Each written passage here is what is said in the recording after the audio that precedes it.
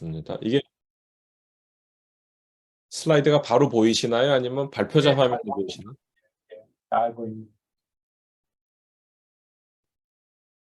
제대로 보이시나요? 예, 아니면 예, 제대로 잘 보입니다. 예. 네, 그러면 계속 하도록 하겠습니다. 예, 안녕하세요. 저 연세대학교의 김준입니다. 제가 오늘 말씀드리고자 하는 것은 이 대기 환경의 그 위성의 원격 탐사가 되겠습니다. 여기 뭐 사실은 굉장히 많은 분들의 그런 기여가 참여된 그런 발표들이고요. 물론 저 혼자 다 한 거는 절대 아닙니다. 그래서 그걸 좀 감안을 해 주십시오. 우선 처음에는 좀 제가 리모트 센싱에 대한 인트로덕션을 좀 더 설명을 드리고 그 다음에 이제 에어로졸의 리모트 센싱 알고리즘, 그다음에 정지궤도 위성에서 나오는 그런 미세먼지 자료 그리고 이것을 어떻게 우리 대기질 연구에 응용하는가 하는 내용. 그다음에 저희들이 최근 들어서 조금 더 확장하고 있는 알고리즘들은 데이터 퓨전입니다. 현재 위성들이 굉장히 많이 올라가고 있고 우리나라만 해도 지금 환경위성, 해양위성, 기상위성을 정지궤도에 다 가지고 있고요. 인근 인접한 일본, 중국에서도 기상위성은 가지고 있습니다. 그래서 그런 자료들을 어떻게 우리가 융합해서 새로운 정보들을 더 산출할 수 있을 것인가. 그리고 마지막으로 이제 지난 2020년에 처음으로 발사된 GEMS라는 Geostationary Environmental Monitoring Spectrometer. 이 지구 정지궤도에서 시간대별로 대기 오염 기체들의 농도를 측정하는 것은 우리가 처음인데요. 지난달 말에 이제 미국 나사에서 이 유사한 템포 위성이라는 게 발사가 됐고요. 내년 말에는 유럽에서 발사가 돼서 저희가 계획했던 전지구 편대 비행 체제로 지구 정지궤도에서 대기질을 감시를 하게 됩니다. 그리고 서머리를 하도록 하겠습니다. 이 그림은 이 잼스 관련한 제 논문에서 가져와서 조금 업데이트를 한 것입니다. 여기 보시게 되면 이 에어로솔과 그 가스에 대한 원격 탐사의 어떤 발전 사항을 이 한 차트에 담으려고 제가 노력을 했는데요. 아래축이 이 공간 해상도, 그다음에 이 수직축이 시간 해상도입니다. 그래서 보시게 되면은 이 아래쪽 좌측으로 올수록 기술의 발전이 있다고 보시면 되겠고요. 좀 복잡해서 죄송합니다만 네모난 것은 지금 에어로솔의 리모트 센싱을 의미하고요. 그다음에 동그란 것은 기체의 리모트 센싱을 의미를 합니다. 그런데 이제 이 컬러로 나타낸 거는 뭐 지금은 이렇게 관심 갖고 안 보셔도 되겠습니다만 그 산출하는데 사용된 화장대를 나타내고 있고요. 세모로 된 거는 그 온실 기체에 대한 리모트 센싱입니다. 그동안 보시게 되면은 동그라미들은 거의 다 이 차트의 상단에 있게 되죠. 즉 시간 해상도가 한 하루에 한 번, 아주 좋으면 하루에 한 두 번 정도 할 수 있는 그런 능력들을 지난 1990년대 이래 가져오게 되었는데요. 이게 지금 저지구 궤도이기 때문에 그렇습니다. 저지구 궤도라고 하는 것은 이렇게 그 위성이 이 우주의 그 관성 공간에서 이렇게 비행을 하고 있으면은 돌고 있으면은 그 아래 사실은 지구가 있어서 자전을 하게 되기 때문에 아, 하루에 한 14바퀴 내지 15바퀴 정도를 도는 위성 밑에서 지구가 자전을 하면서 하루에 한 번씩 혹은 최대 두 번씩을 관측할 수 있고요. 밑에 있는 건 지구 정지 궤도로서 적도의 위성과 지구 사이의 중력과 위성의 원심력이 균형을 이루어서 지구와 같이 회전을 하면서 하는 것인데요. 이 위성은 그러니까 결국 1시간 혹은 그보다 더 빠른 분 단위의 연속적인 관측들을 할 수 있는 그런 장점이 있습니다. 하지만 거리가 한 저지구 궤도에 비해서 한 50배 정도 멀기 때문에 어떤 해상도라든지 이런 50배 먼 데서 우리가 사진기로 이미지를 찍으려고 그러면은 얼만큼 정밀하게 이 자세를 유지해야 되는가를 좀 상상을 해볼 수가 있는데요. 현재는 지구 정지 궤도에서 우리나라가 굉장히 그 선도적인 이런 리더십을 보여주고 있습니다. 최근 발사된 이런 잼스라든지 고시2 AMI 이런 것들이 지금 굉장히 다른 나라들에 앞서서 한 3년 이상 앞서서 지금 이루어지고 있는 그런 노력들이고요. AMI는 이렇게 분 단위에, 한 5분 단위에 수 킬로미터 정도의 이 미세먼지 정보를 줄 수 있고요. 잼스는 가스가 좀 신호가 굉장히 약하기 때문에 신호를 많이 모아야 돼서 넓은 면적에, 즉 한 7km 정도 해상도에서 1시간에 한 번씩 이 정보들을 줄 수가 있습니다. 위성이 측정하는 이런 사례가 이 가운데 사례가 되겠는데요. 이건 지금 NO2의 그 사례가 되겠습니다. 왼쪽은 지상 관측망에서 측정한 예들인데요. 보시게 되면 북한 같은데 굉장히 관측 자료가 부재한 것을 볼 수가 있고요. 우리나라도 굉장히 많은 것 같습니다만 사실은 더 자세히 보시면 사람들 많이 사는 대도시, 그리고 동쪽엔 굉장히 없는 그런 모습들을 볼 수가 있습니다. 그리고 장거리 수송에 있어서 우리가 관측이 해상에서 필요한데 그런 부분들이 굉장히 갖기 어렵고요. 반면에 위성은 그런 정보들을 연속적으로 사람이 1명이 살든 10,000명이 살든 지역에 관계없이 이런 정보들을 제공을 해주고 있습니다. 최근 들어서는 이런 머신러닝 AI를 동원을 해서 알고리즘들을 개선을 하고 있기 때문에 지상에서 관측된 그런 surface의 concentration과 위성에서 관측된 concentration의 값이 상당히 좋은 그런 일치도를 보여주고 있습니다. 우선 이제 위성 자료의 특성을 조금 먼저 말씀을 드리고 이제 시작을 하려고 합니다. 위성에서 측정하는 것은 이렇게 보시다시피 위성에서 지구를 내려다보면서 그 이미징을 하는 것이 지금 대부분의 그런 기술들인데요. 그렇게 되면 이제 지면에서부터 대기 상한까지에 있는 오염물질, 뭐 미세먼지면 미세먼지, 오염기체면 오염기체의 총량을 측정을 하게 됩니다. 즉 단위 면적당 이 기준 농도라고 그러죠. 컬럼 덴시티라고 그래서 총량을 측정을 하게 되고요. 반면에 우리가 지표에서 관측을 하게 되면은 이런 지상 장비는 굉장히 정밀하게 측정을 합니다만은 어쨌든 지표 가까이에 있는 농도, 예를 들면 미세먼지 같으면 단위 부피당, 큐빅 미터당 마이크로그램의 농도 이런 것으로 측정을 하게 되죠. 그래서 기본적인 물리적인 정의가 좀 다르게 되고요.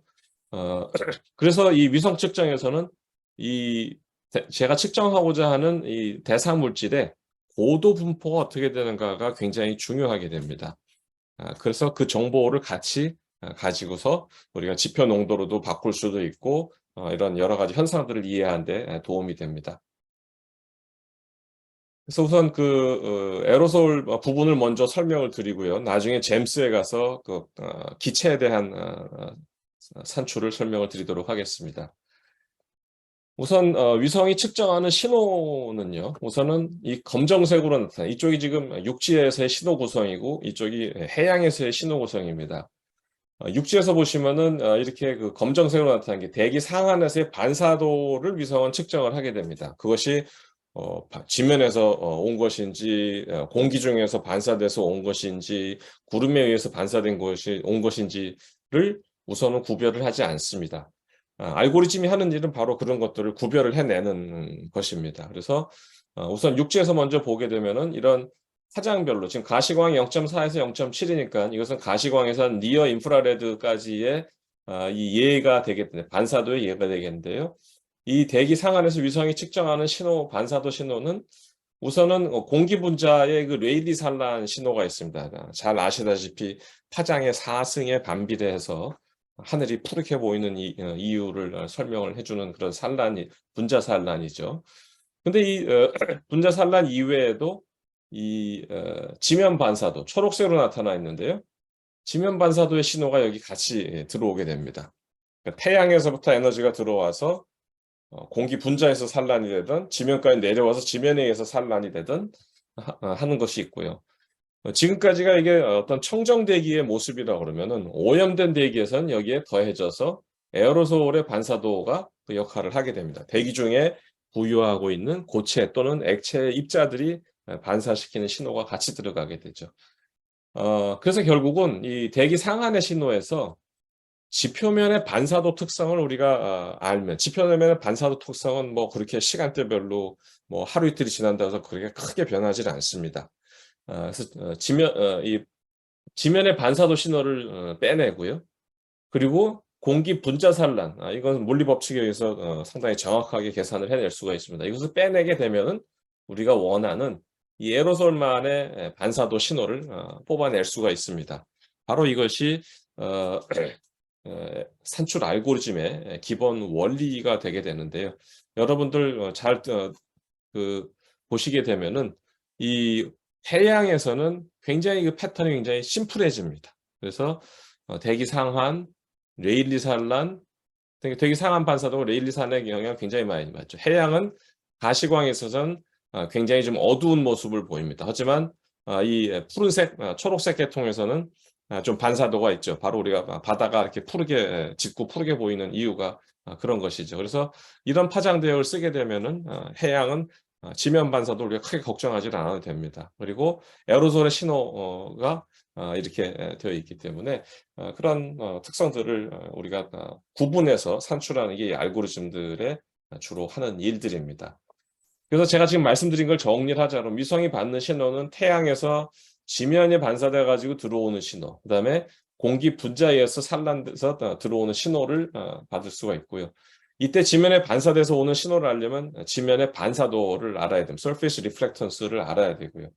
이게 청정 상태의 산란 패턴인데 이 분자 산란은 우리가 아는 바대로 이렇게 레일리 산란을 하게 됩니다. 전방 후방으로 제일 강하고 이 측면 산란에 대비해서 산란 강도가 대칭적인 그런 산란 패턴을 갖는데요.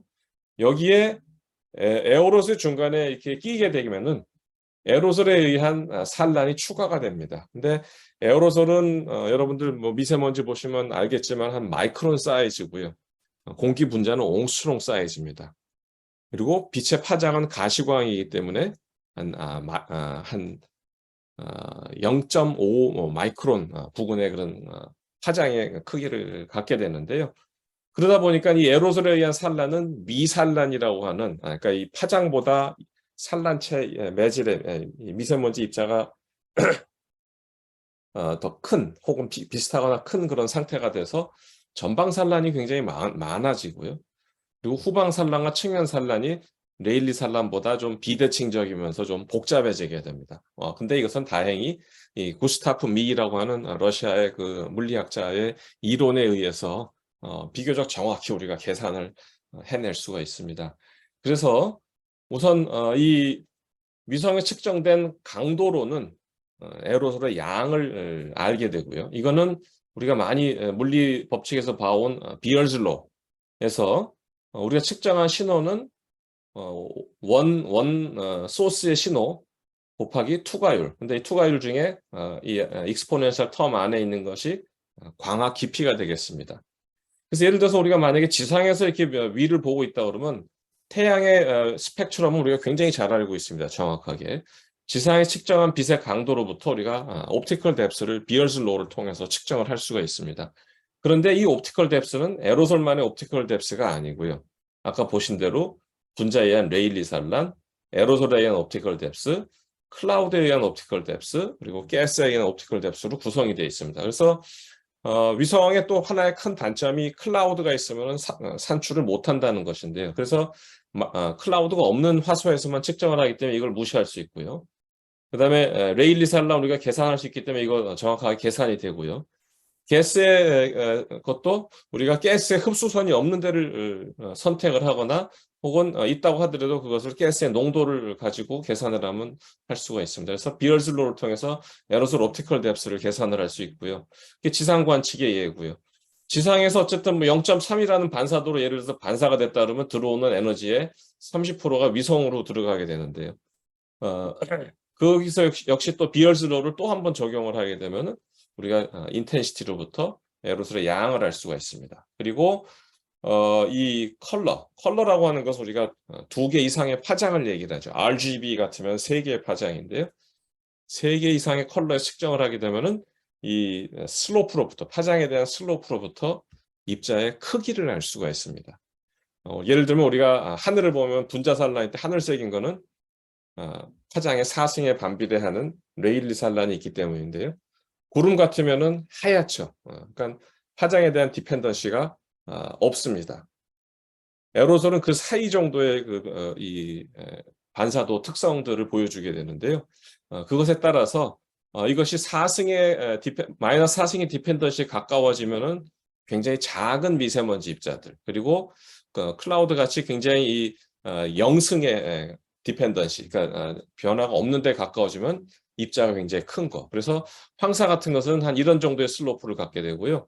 뭐 블랙 카본이나 설페이트, 나이트레이트 이런 것들은 이런 좀 다소 급한 슬로프를 갖게 됩니다. 그리고 이제 뭐 따라서 파장에 따라서 자외선을 쓰게 되면은 빛의 흡수도 특성 신호가 강해지고요.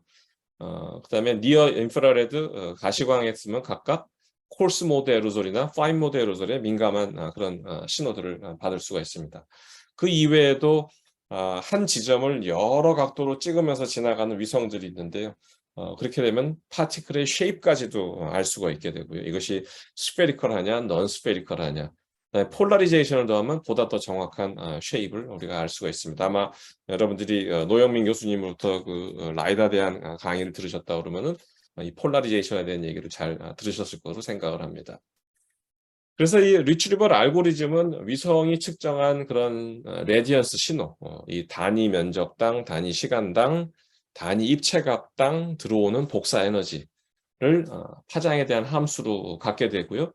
여기서부터 우리가 이 A priori information이라는 것이 있는데요. 이것이 아까 제가 말씀드린 뭐 예를 들면 미세먼지는 대체적으로 고도 분포가 어떤지, 또 우리나라 같으면은 봄철에는 황사가 많아서 콜스 모드가 많고 그 이외에는 콜스 모드는 좀 줄어들고 파인 모드가 많아진다든지 이런 사전 지식이 좀 필요하게 됩니다. 그리고 레디에이티브 트랜스퍼 복사 전달 이론을 통해서 저희들이 그 반사도를 계산을 하게 되고요.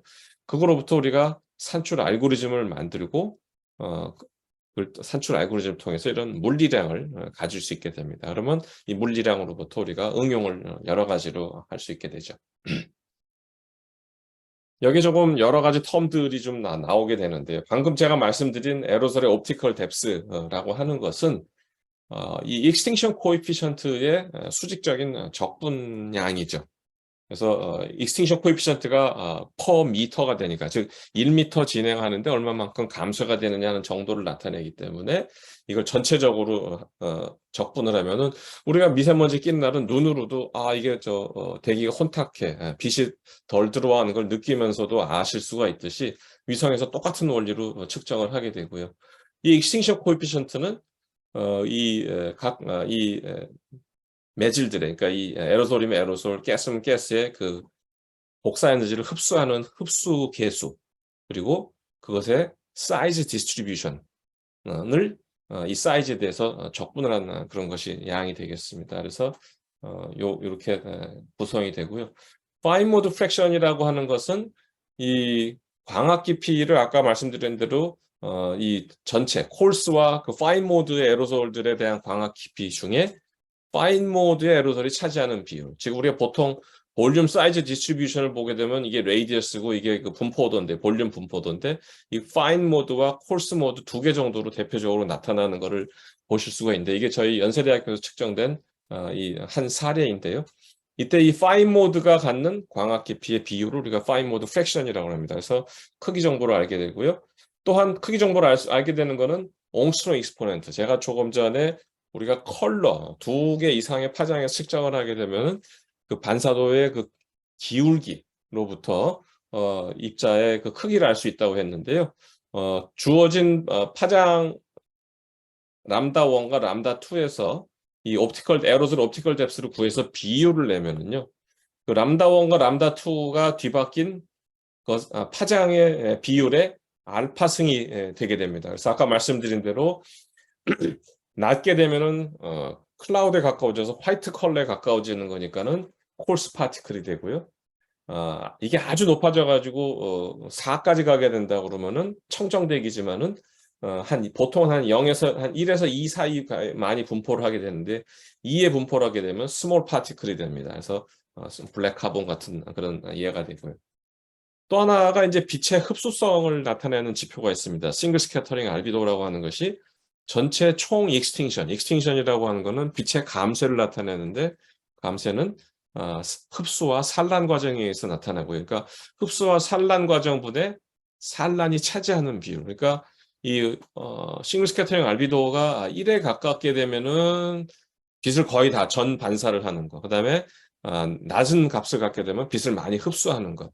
우리나라의 통상적으로 보면 한 0.9 정도의 이 싱글 스캐터링 알비도를 갖는 걸 볼 수가 있고요. 블랙 카본 같으면 한 0.8까지도 내려가는 그런 모습들을 볼 수가 있습니다.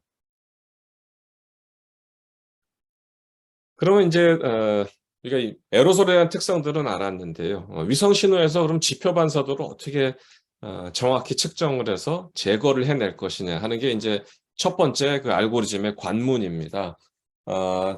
그동안 많이 써왔던 방법이 두 가지가 있습니다. 다크 타겟 방법과 최소 반사도법 방법이 있는데요.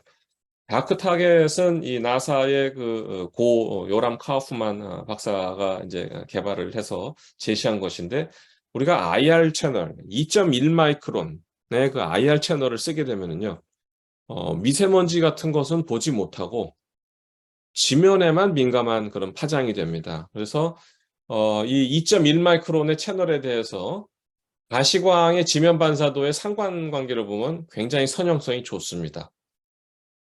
그래서 이것이 한 레드 컬러의 파장의 그 상관성이고요. 요 파란색은 블루 컬러 파장의 상관성입니다. 그래서 2.1 마이크론 채널을 이용을 하면 우리가 그 지역에서 나타나는 레드와 블루, 이런 우리가 비저블에서 필요한 지면 반사도를 산출을 할 수 있게 되고요. 또 하나의 방법은 한 지점마다 지난 한 30일 정도를 서치 윈도우를 두고 찾습니다. 그래서 반사도가 제일 최소가 되는 날을 찾으면은요, 지난 30일 동안에 한 번 정도는 맑은 날이 있기 때문에 그런 가정 하에 하는 거죠. 그리고 지난 30일 동안은 지표면 반사도가 이렇게 크게 변하지 않는다는 가정 하에 미니멈 값을 찾아가지고 그러면 이 청정한 픽셀들로만 된 컴포짓을 만들 수가 있습니다. 그래서 지표면 반사도를 구한 사례인데, 이게 어떤 한 주어진 시간에 측정한 위성의 이미지고요. 클라우드도 있고 뭐 이 미세먼지도 있고 한데요. 그것들을 갖다가 30일 컴포짓을 하면 이렇게 많이 없어지는 것을 볼 수가 있습니다. 그리고 지면 신호가 굉장히 잘 복원되는 모습을 볼 수가 있습니다. 물론 겨울철 같은 때 이런 북쪽 지역에 이런 어떤 눈 설면이 있다든지 하면 그런 면들은 좀 이런 데서 좀 에러를 줄 수 있는 그런 부분이 되겠습니다. 그래서 각 채널이 어떤 게 가용하냐에 따라서 기상위성 같으면 위의 알고리즘, 혹은 다른 잼스나 고시 같으면 아래 알고리즘들을 사용을 하고 있고요. 여기에 이제 그 사실은 많은 분들이 그 자료 동화를 하시는 분도 있고 해서 이 자료들을 거의 실시간으로 많이 원하십니다. 그래서 미리 조견표, 룩업 테이블이라고 하는 것을 저희들이 만들어 놓고 위성 측정이 들어오면은 바로바로 CPU 타임을 적게 쓰면서 할 수 있게 하는데요. 이 조견표를 만드는데 CPU 타임이 굉장히 많이 듭니다. 하지만 그 발사 전에 하기 때문에 괜찮은 그런 오프라인 작업들이 되고요. 이거를 위성과 태양에 가능한 지오메트리 전부 다, 가능한 지표면 반사도의 범위, 또 가능한 산출될 수 있는 에어로졸의 그 광학 특성들을 가지고 미리 조견표를 이 포워드 모델링이라고 해서 복사 전달 모델로 만들어 놓고요. 그렇게 되면 우리가 표를 가지고 있다가 이날 어떤 시간에, 주어진 시간에 위성 관측이 들어왔는데 이 위성 관측은 태양이 몇 도, 위성이 몇 도를 받았을 때 값이다 그러면 이 두 개를 비교를 하게 됩니다. 미리 만들어 놓은 룩업 테이블 중에서 그 지오메트리에 해당하는 걸 갖고 와서 값을 비교를 해서 원하는 최종 물리적인 파라메타들을 뽑아내는 그런 인버전 작업들입니다. 이것이 그게 측정된 한 사례인데요. 지난 코러스 AQ 한미 공동 대기질 조사 동안에 이 항공기에서 라이다를 싣고 고도 프로파일을 측정을 했고요. 그다음에 이것이 이제 AOD 해양 위성에서 나온 거, 기상 위성에서 나온 거, 그다음에 일본 기상 위성에서 나온 거. 이건 차세대 일본 기상 위성입니다. 그래서 이렇게 보게 되면은 이때 수직 분포는 이런 3개의 고도층이 있었습니다. 지면 근처 1km, 한 1.5km. 그래서 중국에서 유입되는 이런 에어로솔들은 이런 높은 층에서 좀 유입이 됐었고요. 그것들이 이 측정한 값들을 여기에 지금 시간대별로 보시면 밑에가 회색이 PM2.5, 위에가 PM10, 그리고 AOD를 여기 지금 오버레이즈를 했는데요. 오렌지색이 지상에서 측정한 에어로넷 참값이 되겠고요. 빨간색이 고시에서 측정한 이 에어로넷 AOD 값이 되겠습니다. 그래서 비교가 상당히 좀 잘 되고 있고 PM의 트렌드하고 유사한 변화 경향을 이날은 보이는 걸 볼 수 있고요. 백 트래젝토리를 보면은 중국 산둥반도를 거쳐서 우리나라에 유입됐던 사례들입니다. 또 하나 사례는 우리나라에서 동풍 계열로 인해서 서해안에서 이 중국 쪽으로 밀려나가는 그런 에어로졸 플룸을 잡은 사례였는데요. 이때 역시 뭐 보게 되면은 지면 근처에서 많이 있고 한 1.5km 부분에 또 있었던 것을 볼 수 있고요. 트라젝토리는 동쪽에서 오는 것을 보실 수가 있습니다. 뭐 이런 사례들이 있고 좀 요약해서 말씀을 드리면은 이 정확도에 있어서는 AOD가 상관계수로 한 0.8 내지 한 0.9 지상의 그 참값 대비, 그다음에 사이즈를 나타내는 옹스트롱 익스포넨트는 한 0.5에서 0.6. AOD는 그래도 이 스캐터 플롯이 비교가 다 괜찮은데, 근데 이 최근 올라간 잼스도 굉장히 뭐 좋은 그런 비교를 보여주고 있습니다. 근데 옹스트롱 익스포넨트에서는 다소 좀 많이 이 분포가 좀 퍼져 있죠. 그래서 정확도가 좀 떨어지는 편입니다. 크기 정보에 대해서는. 하지만 굉장히 어려운 신호들을 지금 복원을 하고 있는 거예요. 제일 어려운 게 이 싱글 스캐터링 알비도입니다. 빛을 흡수하는 능력. 그래서 이런 부분들이 상관계수가 조금 더 떨어지는 모습들을 보실 수가 있습니다. 그래서 자료를 활용하실 때는 이런 점들을 감안을 하시면 좋을 것 같습니다. 다음엔 좀 실제적인 사례들을 조금 더 공유를 하고자 하는데요. 이거 역시 지난 코로세이큐 때 장거리 수송이 있었을 때 이 아까 말씀드린 서해에서 항공기가 라이더로 버티컬 프로파일을 측정을 하고 그래서 이 서해 하층에 굉장히 미세먼지가 많이 집중이 돼 있고 바닥에 있는 거는 위성에서 측정한 AOD입니다. 총 컬럼량이죠. 그래서 이 아주 짙은 미세먼지 띠가 우리나라로 유입되는데 이때 그 백 트래젝토리를 각 고도별로 이렇게 해보게 되면은 이 짙은 에어로졸 플룸 띠를 잘 쫓아오는 것은 한 1.5에서 2km 사이에 있는 백 트래젝토리를 잘 따라오는 걸 볼 수가 있습니다. 그래서 이런 것으로도 우리가 좀 입체적으로 이 미세먼지들의 거동도를 좀 확인을 할 수 있고요. 뭐 이런 것들은 러시아의 그런 이 와일드 파이어가 이제 홋카이도를 거쳐가지고 우리나라 동해를 통해서 유입됐던 사례들인데요. 여기에 지금 검정색이 에어로넷이라고 하는 지상값의 그 참값이고요. 이게 모디스라고 하는 그 저지구궤도 위성, 하루에 한 번 정도, 한두 번 정도씩 있죠. 위성이 지금 2대가 돌고 있습니다. 그리고 우리나라의 정지궤도 위성, 고시가 빨간색으로 나타나고 있는데요. 굉장히 그 참값에 잘 따라가면서 에어로졸 플룸의 거동들을 아주 큰 스케일에서 트래킹을 하고 있는 것을 보실 수가 있습니다. 위에 게 해양 위성, 그때는 AHI 일본 기상위성밖에 없었는데 지금은 우리나라도 지금 이 급의 차세대 기상위성을 가지고 있습니다. 그래서 이거는 한 10분 정도의 해상도를 갖고 있어서 훨씬 더 이 플룸의 어떤 모습이나 트래킹을 잘 하고 있는 것을 보실 수가 있습니다. 그 다음에 이제 이런 저희 위성 결과들이 많은 이런 활용도를 보였었는데요. 여기 보시게 되면 이제 아이오와 그룹의 그렉 카마이클 교수 또 송철원 교수 팀과 함께 이 코러스 AQ 기간 그 전입니다. 전의 사례들인데요. 이 관측값이 여기 지금 위에 이렇게 파란색으로 나타나 있고요. 위성 자료를 자료동화하지 않았을 때가 빨간색, 자료동화를 했을 때가 파란색입니다. 훨씬 더 자료동화를 했을 때 이 관측값에 가까워지는 모습을 보실 수가 있고요. 자료동화를 하지 않으면은 이 프랙셔널 바이아스가 빨간색이나 이 검정색이면 굉장히 큰 값인데요. 컸지만은 모디스 위성, 그러니까 저지구궤도 위성을 더하면은 조금 더 빨간색이 좀 연두나 노랑으로 조금 바뀌는 그런 경향들을 볼 수 있고요. 여기에 정지궤도 위성 고시까지 들어가게 되면 거의 다 푸른색으로 해서 바이아스가 굉장히 많이 사라진 모습을 보실 수가 있습니다. 그래서 이런 위성 자료는 모델에도 많이 동화돼서 사용이 되고 있고, 이거 역시 우리 이 프렌즈 사업단에서 모델 개발을 주도가 있는 송철환 교수님 그 팀과 저희들이 협동을 한 건데요. C맥의 모델의 시간에 따른 이 농도 변화, 그다음에 고시는 이 위성의 측정 값인데 아까 말씀드린 대로 하얀데는 구름이 있어서 측정하지 못한 곳입니다. 그래서 두 개를 융합을 하게 되면, 자료 동화를 하게 되면 이렇게 공백이 없는, 그리고 정확도도 더 현실에 가까워진 그런 모델 결과들을 가질 수가 있습니다.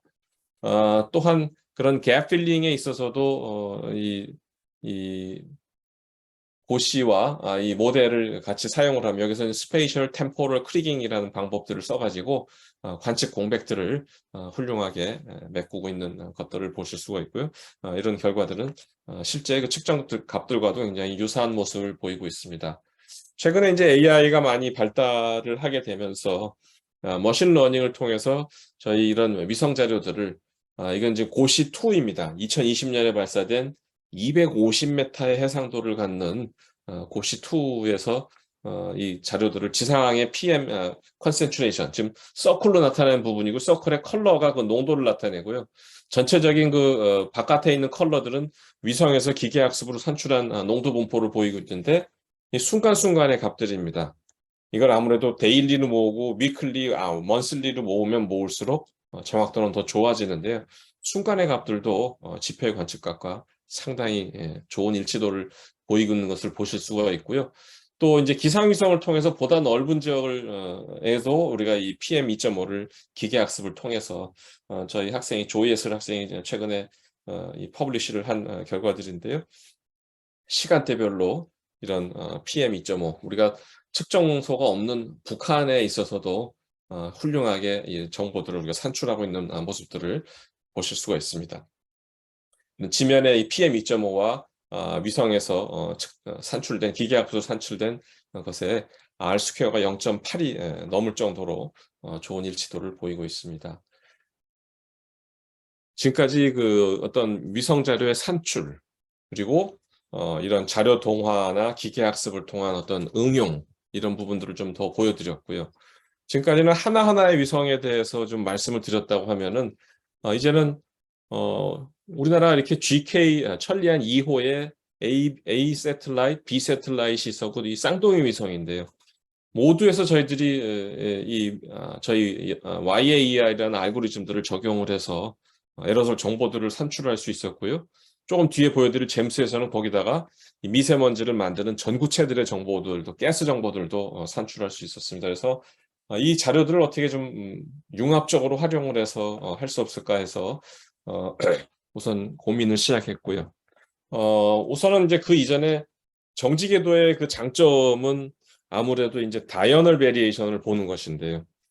저희들이 위성 산출을 해보니까는 이 시간대별로 이 정확도가 조금씩 달라지는 것을 볼 수가 있었습니다. 그래서 지금 앞에 있는 것이 각 시간별로 상관계수, 그리고 이 뒤에 있는 숫자가 리니어 리그레션 라인의 슬로프가 됩니다. 보시게 되면 상관계수가 높았다가 좀 떨어지다가 정오 때 좀 많이 떨어지죠. 왜냐하면 정오 때는 햇빛이 거의 굉장히 짧은 대기층을 통과했다 나가기 때문에 대기층이 신호를 적게 담게 됩니다. 그래서 정확도 좀 떨어지고 지표면에 영향을 많이 받고, 다시 이제 좀 빛이 이렇게 좀 슬랜트 패스로 가게 되면서 정확도가 좀 더 향상이 되는데요.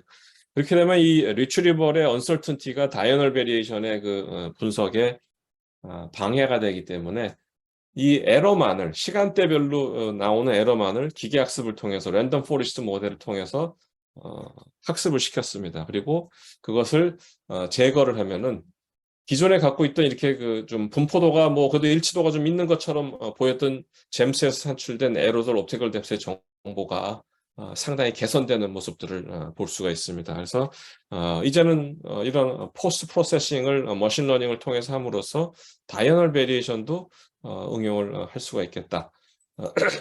그리고 이 지금 해양위성하고 기상위성이 AMI가 있는데 AMI는 이제 우리가 갖고 있는 차세대 기상위성인데요. 5분마다 관측을 할 수가 있고요. 고시는 공간 해상도가 250m인데 이건 한 1km 정도까지 하게 됩니다. 근데 고시가 좀 단점은 뭐냐면은 적외선 채널이 없어서 구름을 탐지한 데는 적외선이 최고인데요. 적외선을 없어서 애를 먹었는데 기상위성에서 그러면 한번 적외선 정보를 한번 가져다가 구름을 제거해 볼까. 그렇게 해서 보시면은 어, 고시만을 썼을 때 그리고 고시에다가 기상위성 정보까지 같이 썼을 때 보시면은 이런 좀 높았던 데이터들이 좀 사라지는 걸 볼 수가 있고요. 이런 것들은 육지와 해양에 있어서 각각 보시면은 좀 더 개선되는 모습들을 통계 지표를 통해서도 보실 수가 있습니다. 그래서 우선은 아주 간단한 융합이지만 기상위성에서 구름 정보만 갖고 와도 우리가 미세먼지 산출 정확도를 개선을 할 수 있다. 그다음에 좀 더 나아가서 저희들이 어차피 지금 에어로솔 알고리즘들을 다 이 새 위성에 대해서 개발을 해놓은 게 있기 때문에 이 각각의 기상위성, 해양위성, 환경위성에서 나온 AOD 값들을 각각의 장점이 있습니다. 예를 들면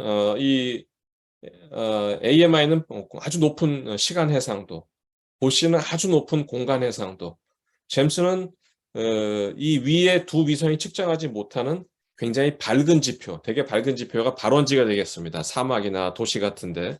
그래서 측정을 할 수 있기 때문에 그 장점을 다 살리고 방금 말씀드린 대로 이렇게 그 바이아스 코렉션을 각각 한 다음에 이 리그리딩을 해가지고 maximum likelihood estimation이라는 방법을 써가지고 데이터 퓨전된 AOD를 산출을 해내게 되면은 더 정확도가 높아질 수 있겠다 하는 그런 관점에서 시작을 했고요.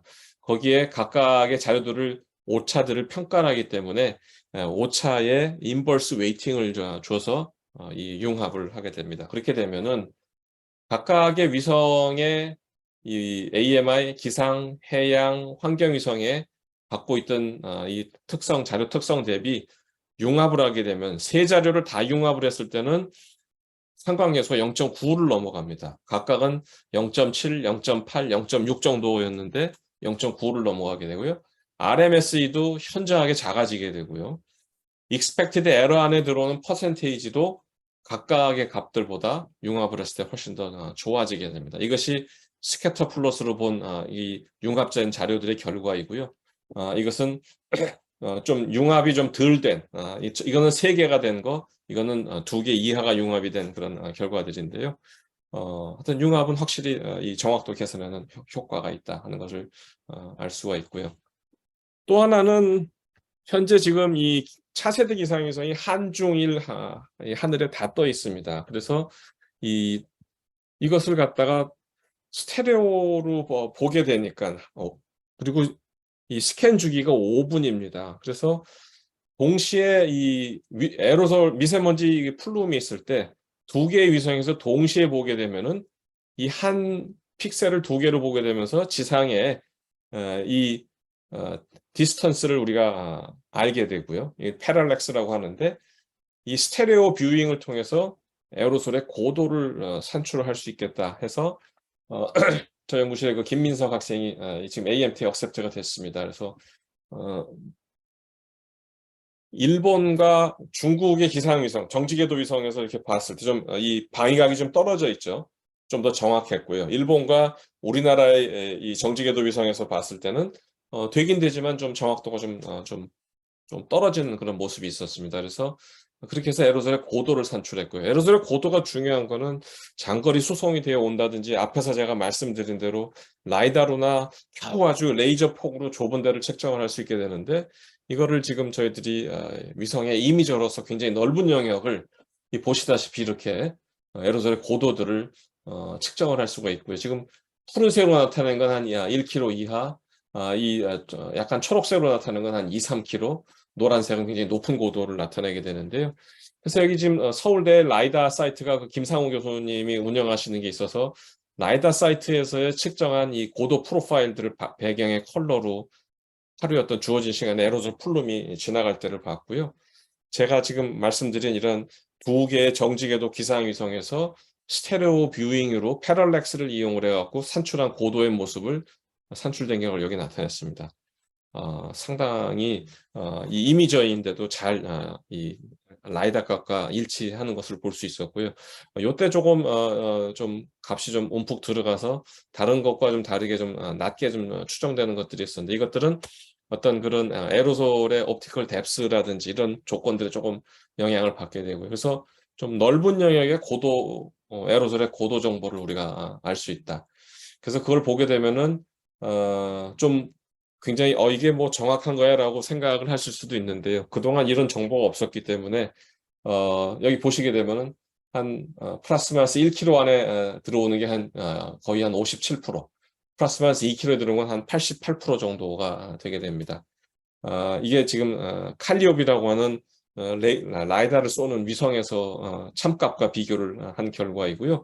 그 결과들을 디퍼런스를 이런 히스토그램으로 보게 되면은 0을 중심으로 이런 정규분포에 가까운 것들을 좀 보실 수가 있습니다. 이것이 히마왈이라고 하는 일본의 정지궤도 위성, 그다음에 아그리라고 하는 중국의 정지궤도 위성에서부터 스테레오 뷰잉을 한 거고요. 똑같은 시도를 일본과 우리나라 좀 너무 인접해 있어서 이 각도가 좀 스팁해서 해보게 되면은 굉장히 바이아스가 있고 비교 결과도 썩 좋진 않았습니다. 하지만 좀 더 거리가 떨어진 두 개의 정지궤도 위성을 이용을 하면은 우리가 이런 것들을 해볼 수 있겠다.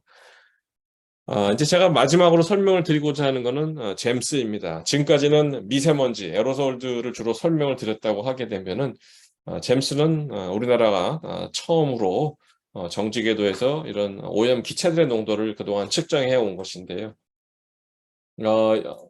이것이 이제 그 파장에 따른 방금 보신 미세먼지 신호는 이랬습니다. 이 옵티컬 뎁스로 나타낸 것인데요. 반사도로 생각하셔도 그 큰 차이는 없겠습니다.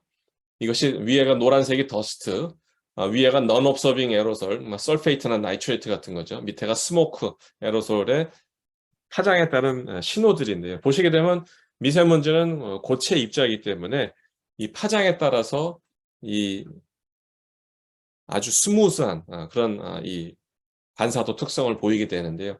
기체들이 굉장히 자유롭게 이렇게 이 진동도 하고 로테이션도 하면서 흡수선들을 갖게 되는데요. 혹은 일렉트로닉하게. 여기 보시게 되면 이렇게 흡수선들이 있습니다. 이것이 지금 오존의 흡수선이고요. 이것이 NO2의 흡수선. 보시게 되면 아시는 대로 오존은 자외선에서 강한 흡수대역을 갖고 NO2는 푸른색에서 흡수대를 갖게 되죠. 그래서 NO2 폴루션이 있으면 우리가 유일하게 푸른색이 흡수가 되기 때문에 좀 이렇게 좀 브라우니시한 그런 대기층을 볼 수가 있죠. 그다음에 이게 SO2, 포름알데하이드, 글라이옥솔의 흡수선입니다. 보시게 되면 이 우리가 위성에 측정하는 신호는 탑 오브 더 애트모스피어의 신호인데요. 거기서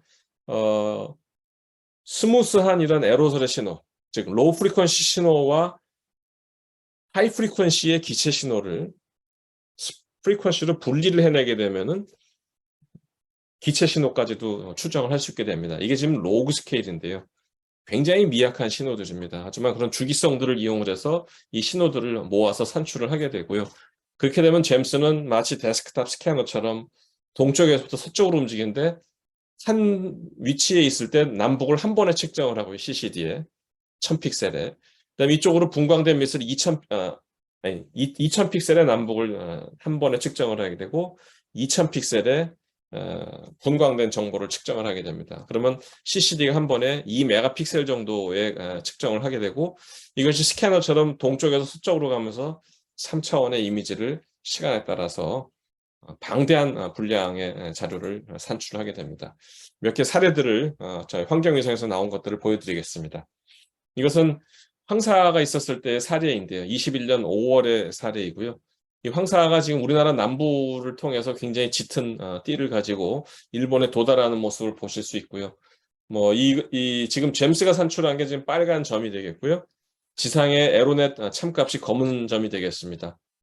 굉장히 잘 따라오고 있죠. 서울, 홍콩, 카오슝, 또 뭐 광주, 시바, 스쿠바, 여기는 좀 강릉, 그래서 굉장히 좋은 이런 모습들을 보이고 이 뷰가 지금 자꾸 옮겨다니는데요. 잼스가 조금 스마트하게 스캔을 하기 위해서 아침 일찍인 해가 떠 있는 부분만 스캔을 하고 점점 해가 비추는 영역을 쫓아가는 그런 스캔 패턴을 가지고 있습니다. 그래서 이 잼스에서는 옵티멀 에스티메이션을 이용해서 O2, O2의 흡수선을 이용하면은 산소의 농도를 우리가 추정을 할 수가 있는데요.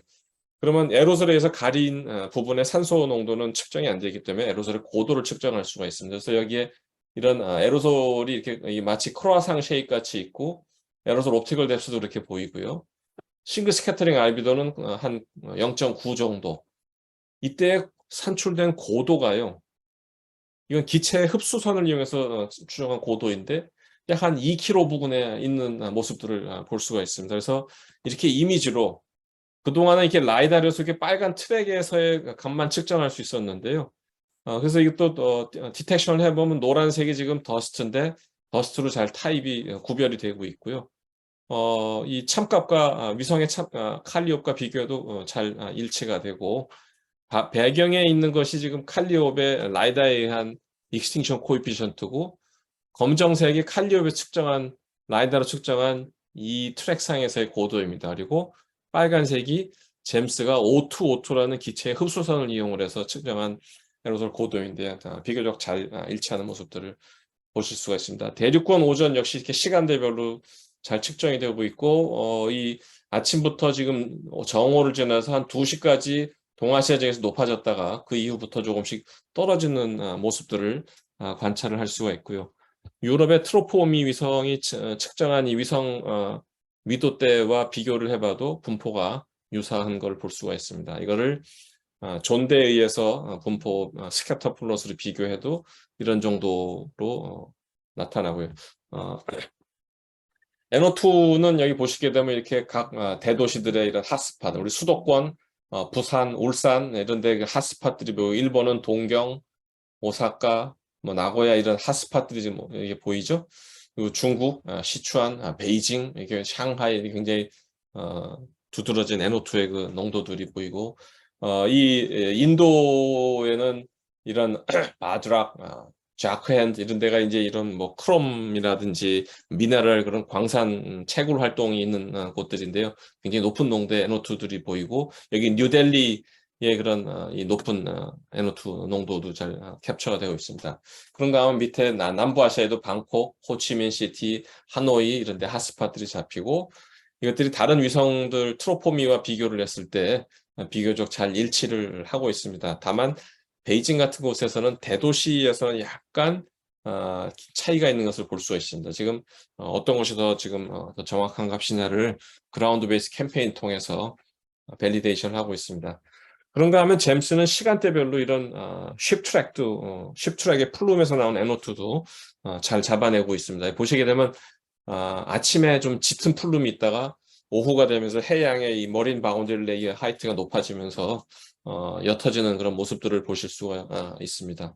뭐 우리나라 인근에서도 이런 것들을 이용을 한다면 쉽 에미션 자료를 추정하는데도 좋을 것으로 생각이 되고요. 여기 지금 싱가포르와 말레이시아의 그 클랑이라는 포트에서 나오는 플룸들을 보고 계시고요.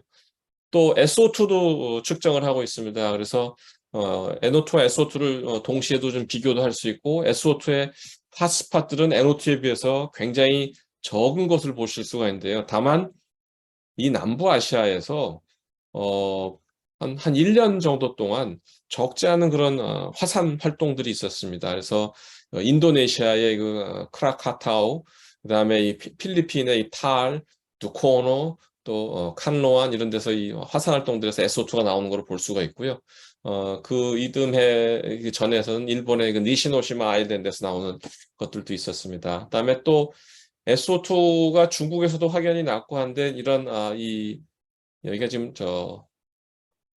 텐진 지역인가요? 이 지역에서 좀 높게 나타나는 부분들이 있고 또 이 인도에서 이런 이 채굴 활동이 있는 이런 지역에서는 여전히 NO2와 함께 높게 나타나는 걸 볼 수가 있습니다. 그래서 복합적인 정보들을 통해서 우리가 어떤 소스가 있는가를 볼 수가 있고 포름알데하이드와 글라이옥스를 아까 보시게 되면은 굉장히 낮은 신호로 존재를 했는데 이게 지금 굉장히 해상도를 좀 줌인을 해서 봐서 좀 더 노이즈하게 보이실 텐데요. 22년도에 작년도에 있었던 동해안에서 이 산불 때 글라이옥솔하고 포르말데하이드가 인핸스되는 모습을 보실 수가 있는데 이것은 에어로솔의 신호, NO2의 신호에서 굉장히 클리어하고요. 이런 두 개의 그 VOC들도 라지 와일드 파이어를 통해서 같이 인핸스되는 모습들을 보실 수가 있습니다. 이 비교 검증 결과들은 뭐 가스들도 보게 되면은 비교적 좋은 그런 결과들을 보이고 있습니다. 이 측정의 어려움들을 생각한다 그러면은 글라이옥솔 같은 것도 상당히 많이 좋아진 그런 모습들을 보이고요. 아까 제가 이제 에어로솔에 있어서 지표 PM2.5와 이 트레이닝을 해가지고 Surface Concentration 맵을 보여드렸는데요.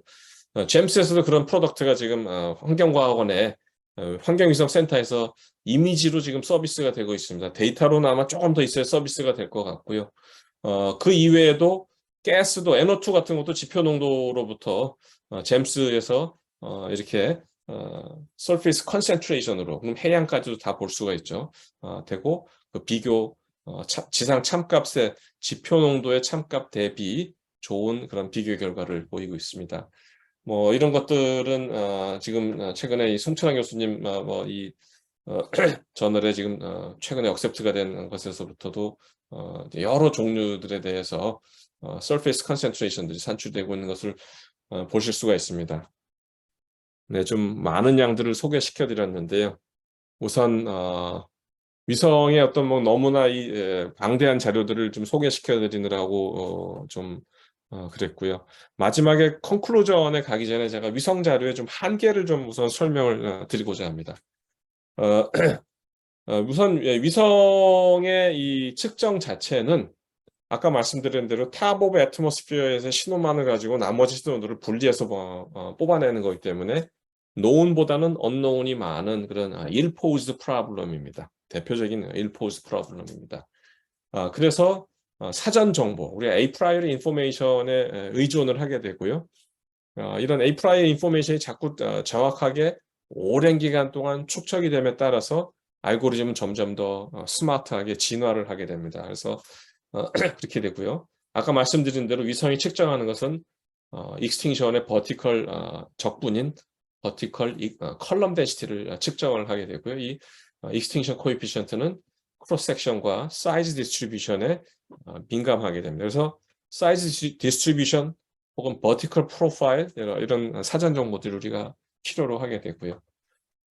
이 부분까지가 지금 이제 어떤 에로솔에 대한 가스도 그렇지만 가스에 있어서는 또 특히나 이 AMF, 에어 매스 팩터가 또 중요한 역할을 하게 됩니다. 위성이 보는 각도가 레이디어로 딱 정확하게 밑으로만 보게 되면은 그 지점의 농도를 버티컬 컬럼 농도를 측정하겠지만 많은 경우에 그렇지 않고 이 경사진 각도로 측정을 하게 됩니다. 그래서 그 경사진 각도에서 값을 에어 매스 팩터라고 하는 것을 통해서 슬랜 컬럼으로 버티컬 컬럼으로 바꿔야 되는데 여기에는 이 아까 말씀드린 그 버티컬 프로파일 쉐입 그리고 이런 각 고도에서 스캐터링 웨이트 즉 지면 근처에서 나오는 신호들은 위성에 도달할 때 100%가 도달하지 못하고요.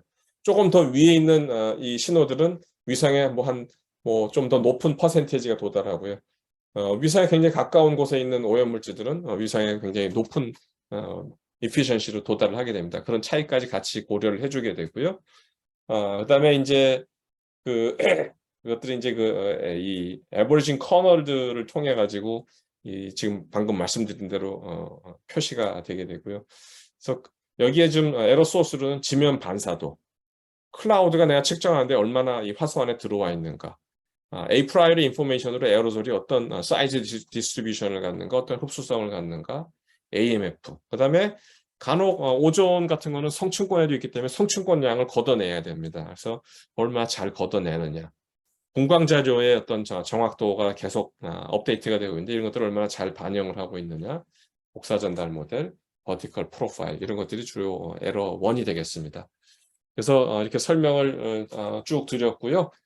결론적으로 어쨌든 위성의 그 리모트 센싱 케이퍼빌리티는 지속적으로 발전을 해왔고 굉장히 방대한 자료들이 지금 쏟아지고 있습니다. 축적되어 있습니다. 그래서 대기질뿐만이 아니라 기후 변화에도 많은 도움이 될 것으로 생각을 하고요. 그리고 이제 측기와 알고리즘의 개발로 지금 정지 궤도에서도 우리가 가스 농도까지 산출을 할 수 있고요.